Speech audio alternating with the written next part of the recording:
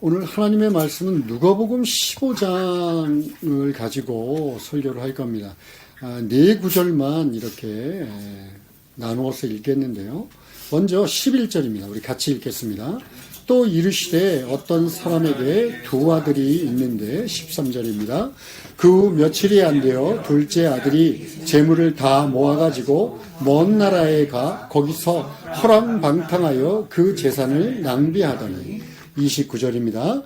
아버지께 대답하여 이르되 내가 여러 해 아버지를 섬겨 명을 어김이 없거늘 내게는 염소 새끼라도 주어 나와 내 벗으로 즐기게 하신 일이 없더니 32절입니다.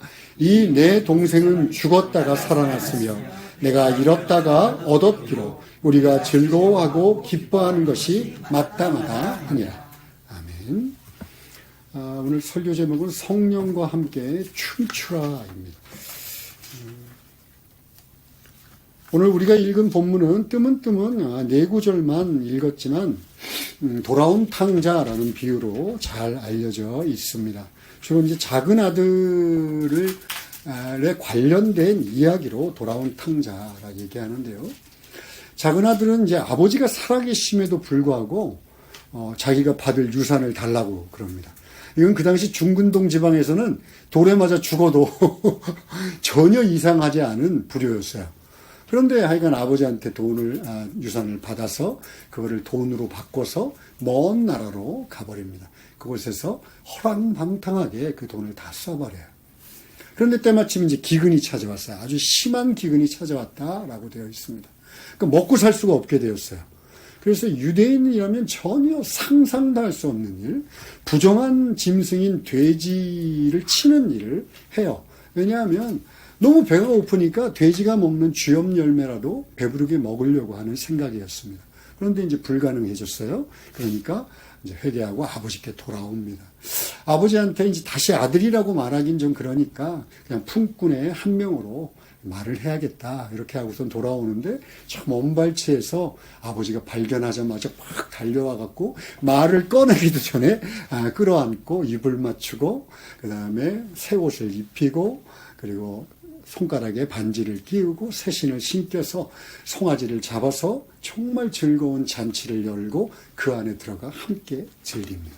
아마 이런 내용 때문에 돌아온 탕자라는 별명이 붙은 것 같습니다. 그 다음에 이제 큰아들 얘기가 나와요. 큰아들이 이제 때마침 밭에서 일을 하고 돌아오는데 풍악 소리와 춤추는 소리가 들려요. 그래갖고 이제 그 종을 한 명 불러서 이게 뭔 소리냐? 그랬더니 아버지가 동생분이 그냥 무사히 살아 돌아온 게 너무 기뻐서 지금 잔치를 여셨습니다. 라는 거예요. 근데 이 큰아들이 그 소리를 들으니까 속이 확 뒤집어졌어요. 섭섭함과 분노함 때문에 그 잔치에 들어가려고 하지 않습니다. 그 소리를 듣는데, 그 아버지의 재산을 가져가서 창녀랑 다 날려버린 놈을 야단을 치기는커녕 따뜻하게 환대를 해서 잔치를 벌여줘? 막 속이 답답하고 섭섭한데 어쩔 수 없는 거야. 지금까지 자기가 아버지 곁에서 열심히 일을 했던 노력은 아무런 의미가 없는 것처럼 느껴지는 거예요. 그런데다가 생각하면 생각할수록 섭섭한 일만 생각나요. 염소 새끼도 한 마리 안 줘놓고 자기한테는 아들이 오니까 그 나쁜 놈이 오니까 송아지를 잡아가고 잔치를 벌여? 있을 수 없어. 아버지는 불합리해, 부당해 라고 생각한 거예요. 그러니까 이제 아버지가 직접 큰아들에게 나옵니다. 나와서 얘야, 네 동생이 무사히 들어온 게 얼마나 기쁘냐. 우리 잔치에 참여해서 함께 즐기자라고 권유하는 데까지가 이 다또의, 그러니까 이 비유의 끝입니다. 저는 오늘 본문의 전체를 살펴보면서 우리는 어느 쪽에 속했나? 큰아들 쪽인가? 작은아들 쪽인가? 그걸 한번 생각해 보기를 원합니다. 그리고 또 정말 큰아들이 됐든 작은아들이 됐든 아버지와 참된 화해와 회복을 이루기 위해서는 뭐가 필요할까? 어떤 게 필요할까라는 것을 한번 같이 생각해 보기를 원합니다. 여러분들은 어느 쪽에 속해 있습니까? 큰아들입니까? 둘째 아들입니까? 먼저 우리 돌아온 탕자인 둘째 아들에 대해서 한번 생각해 볼까요? 저나 여러분이나 여기 앉아 계신 분들 중에 돌아온 탕자가 아닌 사람은 한 사람도 없습니다. 그렇죠? 우리는 모두 아버지 대신 하나님께 등을 돌리고 먼 곳에 가서 아버지 없이 행복하게 살려고 했던 존재들입니다. 맞죠? 그러다 어떤 기각대가 있어, 어떤 그런 계기가 있어서 우리가 하나님께 돌아와서 지금 하나님의 자녀로 예배도 드리고 있습니다.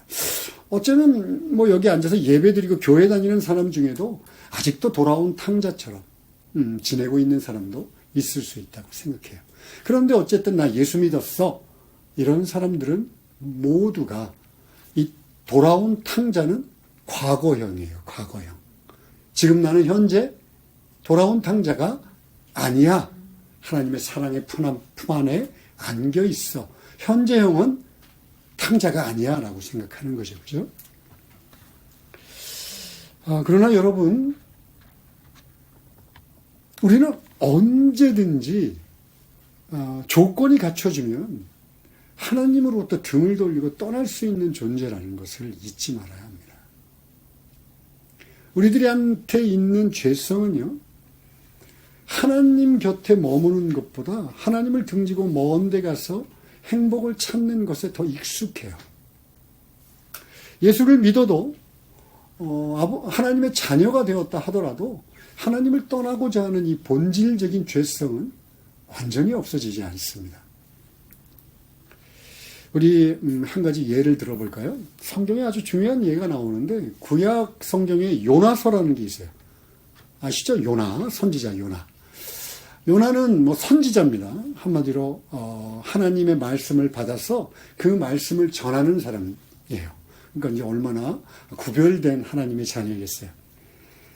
그런데 하나님께서 이제 요나에게 나타나서 야, 저 니느웨, 그러니까 아시리아, 그 당시 강력한 제국이었던 아시리아의 수도에 가서 내가 너희들을 멸망시키겠다는 경고를 해라. 이렇게 말씀을 받아요. 근데 이 말씀이 마음에 안 들어요. 자기 생각하고는 좀 다른 것 같아요. 자기가 생각하고 있는 선과 악에 대한 신념과는 좀 어긋나는 것 같이 여겨집니다. 선한 백성이라면 이스라엘이에요. 자기들의 백성. 하나님이 택한 백성. 그런데 자기 선한 백성들을 괴롭히고 있는 악이며 또한 원수인 아시리아의 수도에 가서 너희들의 멸망을 경고하라니 이게 무슨 말도 안 되는 소리야. 혹시 그들이 회개하고 돌아와서 멸망당하지 않으면 어떡하라는 거야. 말도 안 된다고 생각을 했어요. 그래가지고 이 선지자 요나가 어떡합니까? 다시스는 니느웨는 동쪽으로 가거나 동북쪽이죠. 쪽으로 가야 되는데 전혀 다른 곳인 다시스라고 하는 곳에 도망을 가려고 배를 탑니다. 이 요나 선지자마저도 하나님의 등을 돌리고 하나님을 떠나려 하는 거예요.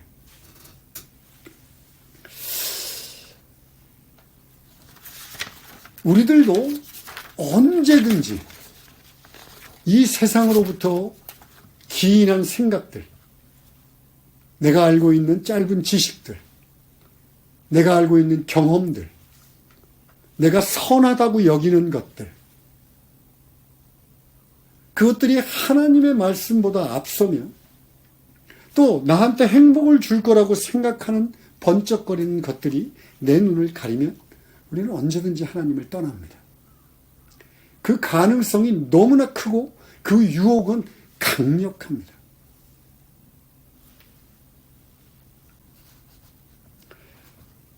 그렇게 해서 떠나면 그 결과는 뭘까요? 성경에서는 너무나 분명하게 고난이다 라고 얘기합니다. 어려움이다. 폭풍우다 라고 얘기합니다. 실제적으로 환경적인, 육체적인, 정신적인 고난만이 아니라 영적으로 하나님을 떠난 모든 사람들은 피폐하고 메마르고 또한 갈급합니다. 오늘 본문에서 둘째는 어떻게 됐죠?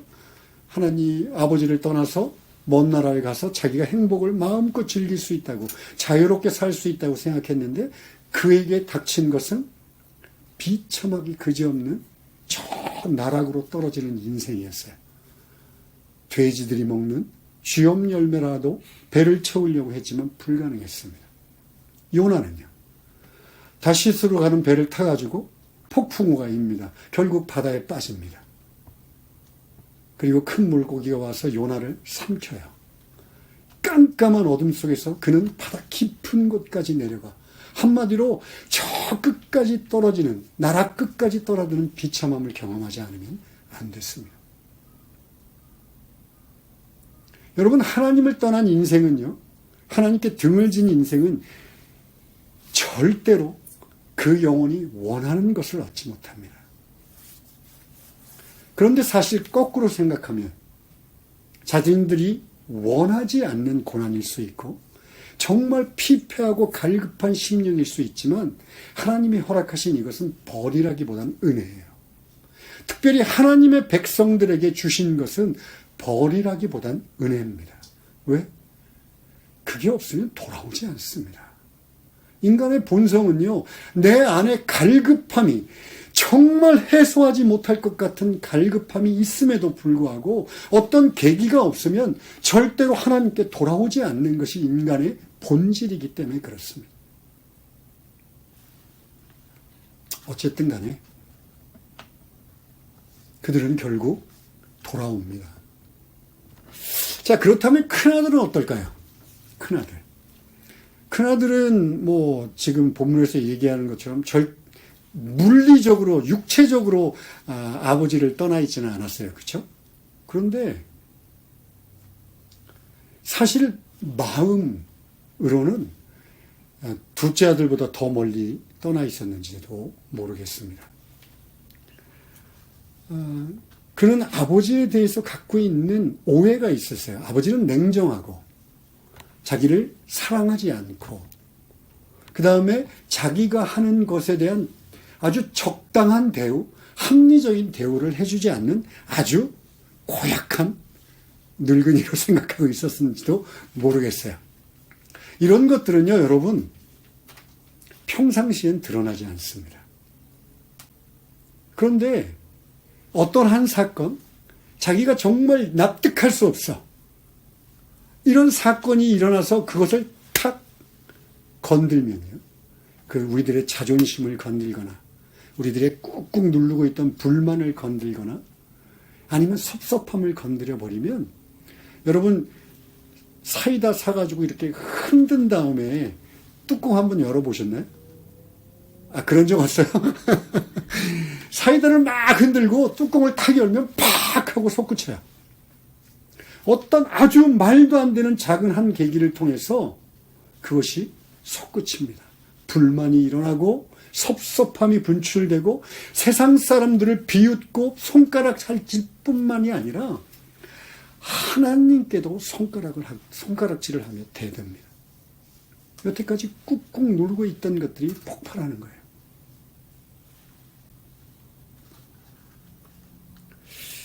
신앙생활을 하면서 의외로 많은 사람들이 하나님에 대해서 오해하며 신앙생활을 합니다. 제가 이제 설교에서 자주 얘기했지만, 하나님을 믿는 목적이 기복적인 신앙, 돈 잘 벌고 건강하고 잘 되기 위해서 믿는 말도 안 되는 기복적인 신앙이 만연해 있어요. 그런 얘기를 더 이상 길게 하고 싶지는 않습니다. 그런데 입으로는 고백합니다. 하나님은 사랑이 많으신 분이야. 그런데 내 마음에는 사랑이 많은가? 정말 그래, 사랑이 많아. 남들한테는 그럴지 모르겠어. 그런데 나한테도 사랑이 많은가? 이런 의심을 갖고 신앙생활을 하는 분들을 자주 만나게 됩니다. 그게 평상시는요, 드러나지 않아요. 하나님과 사랑의 관계로 맺어지지 않으면요, 그냥 교회를 왔다 갔다 종교 생활을 합니다. 그런데 하나님이 주시는 기쁨, 평강, 내 안에서 넘치는 감동은 없어요. 그렇지만 아무런 문제가 되지 않는 것처럼 보여요. 그런데 오늘 본문의 큰아들처럼 내가 보기엔 말도 안 돼. 창녀와 함께 재산을 날려버린 둘째 아들이 돌아왔는데 벌을 죽이고 야단을 치기는커녕 잔치를 벌여서 받아들여? 그게 설사 맞는 생각이라 할지라도, 자기한테는 정당한 생각이라 할지라도 자기가 납득할 수 없는 일이 자신이 여태까지 꾹꾹 누르고 있던 것을 건드리면요 폭발합니다. 그리고 하나님한테 손가락질을 해요. 내가 여태까지 잘 안 되는 거 다 하나님 탓이야. 내 마음에 감동이 없는 거 하나님이 나한테 관심이 없기 때문에 그래. 내가 신앙생활 잘못하는 거 저 집사 때문에 그래. 저 인간이 나를 귀찮게 하니까 오기가 싫은 거야. 내가 은혜 받지 못하는 거 목사의 설교가 대충이라서 그래.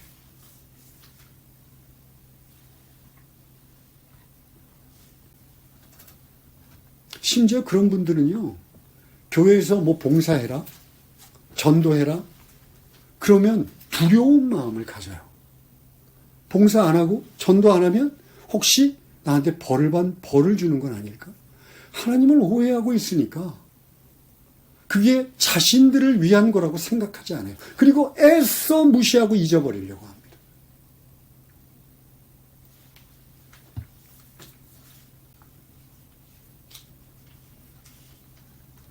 마치 큰아들이 갖고 있는 딱딱한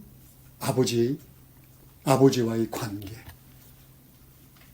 노예와도 같은 마음, 종 같은 신앙생활.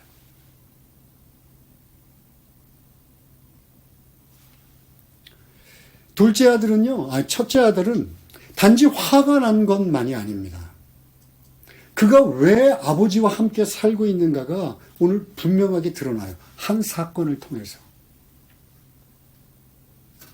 나는 아버지를 사랑해서 아버지와 함께 있는 게 아니라 다른 목적을 갖고 있어. 우리가 신앙생활을 하면서도 성경에서 얘기하는 하나님의 뜻과 상관없는 생각을 하고 하나님으로부터 자꾸 멀어지려고 하는 것은 내가 다른 목적으로 예수를 믿고 있다는 증거입니다. 불편하고 듣기에 껄끄러울지 모르지만 먼저 자신을 분명하게 깨달아야 합니다. 자, 이처럼 우리는요, 의외로 작은 아들이냐 큰 아들이냐 어느 한쪽이 아니라 동시에 작은 아들이며 동시에 큰 아들인 속성을 갖고 있어요.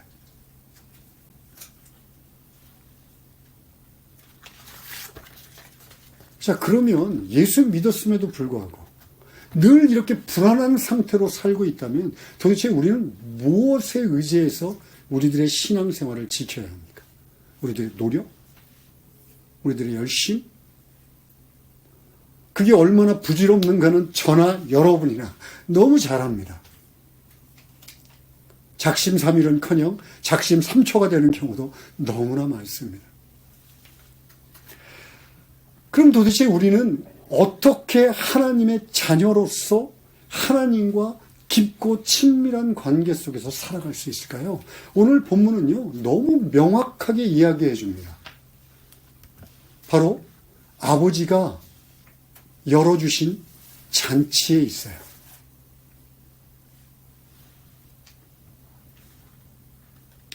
아버지는요, 둘째 아들이 왔는데 묻지도 따지지도 않아요. 그리고 막 서두르는 것처럼 그 더럽고 냄새나는 옷을 좀 벗기고 샤워를 시키고 좋은 옷을 입히면 좋겠는데 그냥 그대로 새 옷을 갖다 탁 입혀버려요. 그리고 때국물이 막 줄줄 흐르고 있는 손에다가 그냥 반지를 끼워버립니다.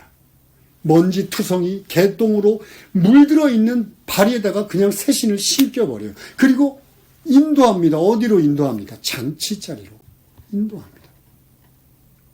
큰아들한테도 잔치에 함께하기를 간곡히 부탁을 합니다. 아버지가. 그 당시 중근동의 아버지의 권위 위엄이면요, 사람 시켜서 종 시켜서 야 잔치에 참가해 한마디면 끝입니다. 그런데 일부러 아들한테 와요. 그래서 아들한테 이유를 설명합니다. 잔치에 참가해야 될 이유. 그리고 함께 잔치에 참여하자라고 권유합니다. 자, 그렇다면 분명히 이런 일련의 흐름 속에서 이 잔치가 갖고 있는 중요한 어떤 의미가 있음을 우리는 놓치지 말아야 합니다. 성경에서요, 우리가 구원받은 그 상태, 그것을 신분의 변화로 잘 설명합니다. 예를 들어서 죄가 용서받았어, 구원받았어, 영원한 생명을 얻었어, 이런 모든 내용들을 우리가 신분이 이렇게 변화되었어 라는 것으로 설명해요. 우리는 종의 신분에서 하나님의 자녀의 신분으로, 그것도 그냥 두려워서 이렇게 떠는 게 아니라, 서먹서먹한 관계가 아니라 아빠, 아버지, 어린아이가 아빠하고 부르는 것처럼 아주 친밀한 부자 관계로 바뀌었다라고 얘기합니다. 로마서에 보면 우리는 예수 그리스도와 동일한 형제가 되었습니다. 동일한 상속자가 되었습니다. 신분이 바뀌어버렸어요. 예수님은 우리에게 요한복음에서 말하는 것처럼 우리를 친구라 부르십니다. 하나님도 모세에게 내 친구다 라고 얘기하는 친구의 신분으로 우리의 신분이 바뀌었습니다. 예수를 믿은 우리들은 어떤가요? 한 형제 자매라는 신분으로 바뀌었습니다. 무엇보다 교회로서 여러분 한 사람 한 사람, 저는요 신랑 되신 예수 그리스도의 아름답고 거룩한 신부라는 신분으로 바뀌었습니다. 이것이 우리들의 구원을 설명하는 신분의 변화입니다. 이 잔치는요 바로 그런 잔치예요. 그래서 성경에는 잔치가 혼인잔치, 이 잔치는 아버지와 아들 간의 아름다운 동거와 연합에 대한 잔치입니다. 궁극적으로 신랑 되신 예수 그리스도와 신부된 우리 한 사람 한 사람 간의 혼인잔치를 예표합니다. 예수 그리스도를 통해서 한 성령으로 형제 자매된 자들이 연합하는 잔치를 이야기합니다. 그래야 형제가 작은 아들이 되었던 큰형이 되었던 그 잔치에 참여해야 되는 잔치입니다.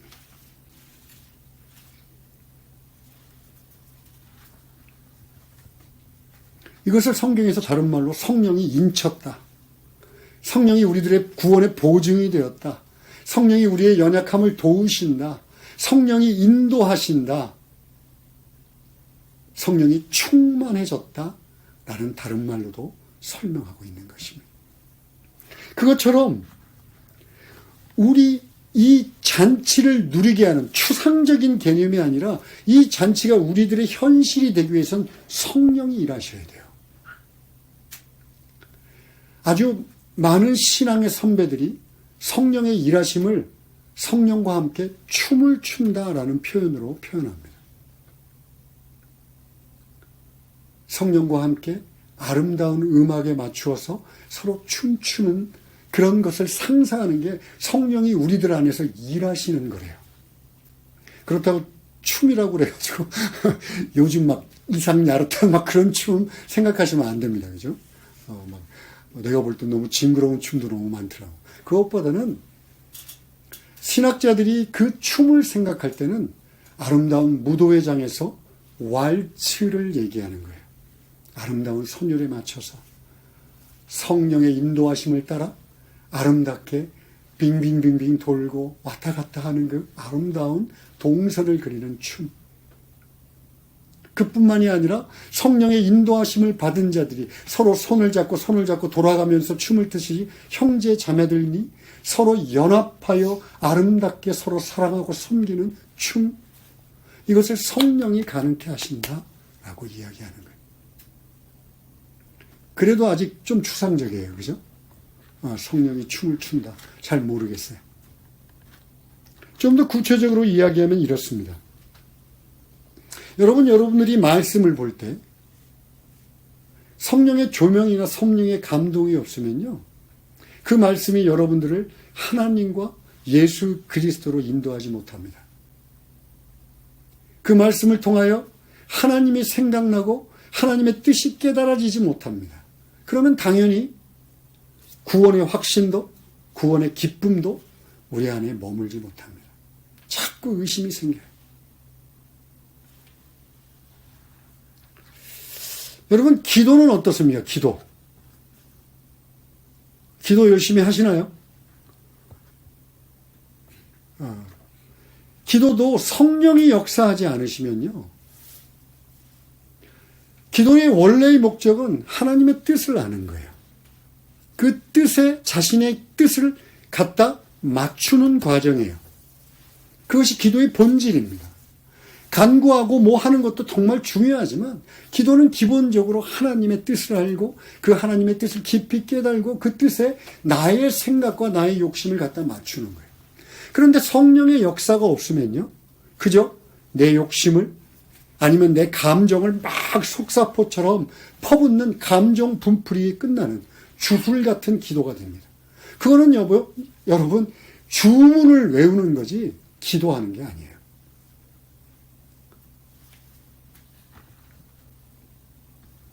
성령이 일하심이 없으면 전도와 봉사도 동일하게 우리들을 다른 길로 인도합니다. 얼마나 좋은 거예요, 전도와 봉사. 그런데 성령의 역사하심이 없으면 내 의를 드러냅니다. 그리고 내 의를 드러내는 사람들의 특징은 남들을 손가락질합니다. 아유, 저거 기도도 열심히 안 하는 거, 봉사도 열심히 안 하는 거, 전도도 열심히 안 하는 거. 아니면 노예 같은 마음을 갖게 합니다.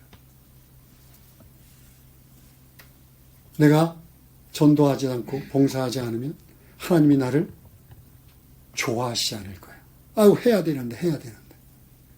여러분, 성령이 역사하면요, 전도와 봉사는 능력이에요. 기쁨이 넘치는 일입니다. 또 성령이 역사하지 않으면 예배도 마찬가지입니다. 예배는 하나님의 임재를 경험하는 시간들이에요. 찬양, 기도, 말씀, 심지어 광고를 통해서까지 하나님을 만납니다. 그런데 성령이 역사하지 않으면요, 예배는 그저 시간 때우기에 그치지 않습니다. 그냥 와서 앉아있다가 그냥 앉아기 위해서 억지로 애쓰다가 그냥 돌아가는 거예요. 무의미한 시간 죽이기에 그치지 않습니다. 제가 간단한 예들만 몇 가지 드렸지만 우리들의 일상의 삶에서 성령이 역사하지 않으면 우리들의 신앙생활 자체가 무의미해요. 그런데 이 성령의 역사가 귀신에 들린 것처럼 억압적인 것이 아니라 우리를 배려하여 우리에게 발을 맞추는 마치 춤과도 같이 우리를 이끄시고 우리와 동행하기를 원하시는 하나님의 뜻 안에 있다는 거예요. 이것을 바꾸어 얘기하면 이렇습니다. 내가 말씀을 보는데 평범한 일상의 삶에서 나는 늘 성령을 경험하며 살아. 내가 말씀을 볼 때도 성령의 조명하심 속에 하나님을 깨닫고 있어. 기도할 때도 예배 드릴 때도 전도와 봉사를 할 때도 성령이 나와 함께 아름다운 춤을 추듯이 성령의 그 아름다운 그림 속에서 내가 살아. 그러면 나는 늘 하늘 아버지 되신 성부 하나님이 베푸시는 잔치 안에 거하는 겁니다. 그럴 때 참으로 우리는 걱정하지 않아도 되는 거예요. 내가 다시 탕자가 될까 하는 두려움. 아니면 내가 딱딱하게 굳어있고 노예 같은 마음으로 하나님께 뭔가 막 눈치 보면서 기쁨도 즐거움도 평안도 사랑도 없는 신앙생활을 할 어려움에 빠지지 않을까? 두려워할 필요가 없는 거예요. 잔치에 참여하고 있느라.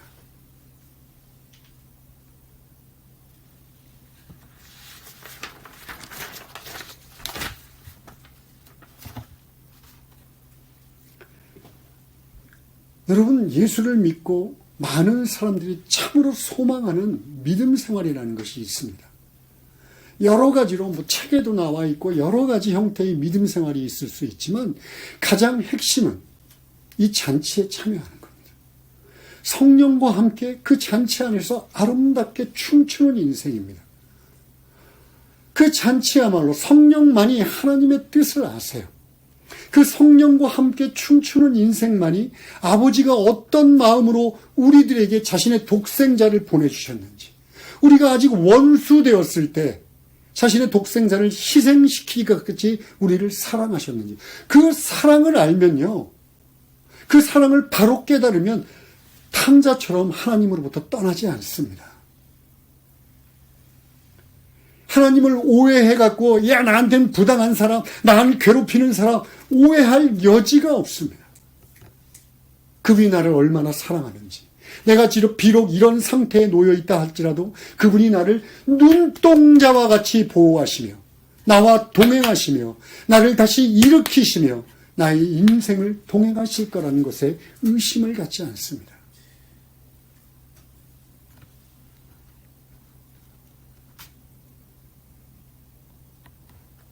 여러분, 우리가 큰아들이 됐든 작은아들이 됐든 이것들이 신앙생활에서 우리들이 바람직하지 않은 모습으로 바라보고 있다면 우리는 이 잔치에 들어가기를 애써야 합니다.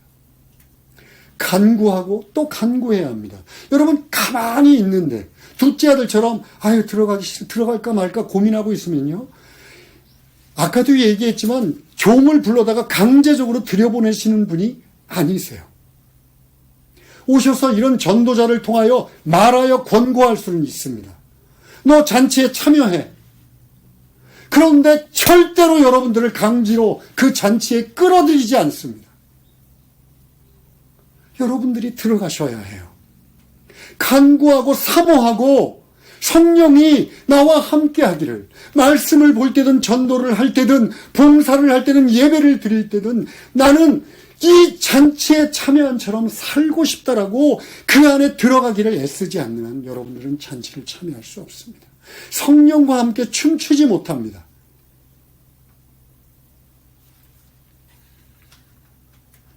그러니 이 설교를 듣고 간구하는 마음이 생겼다면 담대히 일어나 잔치 안으로 들어가십시오. 말씀이 되었든 기도가 되었든 예배가 되었든 여러분들의 일상의 삶 속에서 잔치 안으로 들어가십시오. 그리고 성령과 함께 춤추십시오. 기도하시겠습니다.